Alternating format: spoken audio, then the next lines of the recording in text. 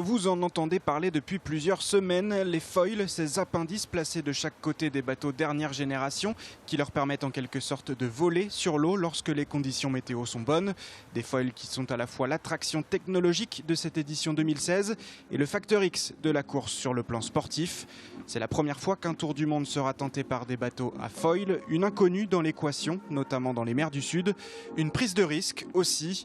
Alors va-t-elle s'avérer payante? Les foilers vont-ils voler la course?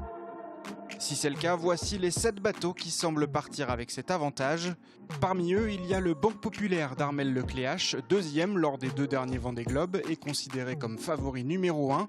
Sébastien Josse et son bateau Edmond de Rothschild sont eux aussi très souvent cités. Jean-Pierre Dick sur Saint-Michel-Virbach aimerait également faire parler son expérience, là où Morgan Lagravière sur Safran arrive lui en bisu.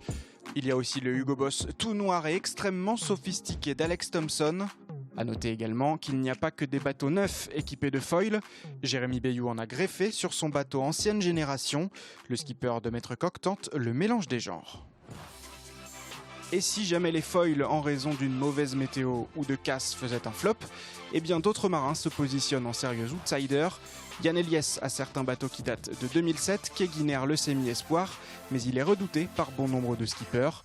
Paul Meillat, qui tente sa chance pour la première fois, embarque sur SMA, l'ancien bateau recordman du monde de François Gabard. Un autre petit nouveau aimerait faire parler de lui, Thomas Ruyant et son Souffle du Nord. Et enfin, il y a un ancien lauréat qui aimerait récidiver, c'est Vincent Rignoux. Il naviguera une nouvelle fois sur un bateau PRB.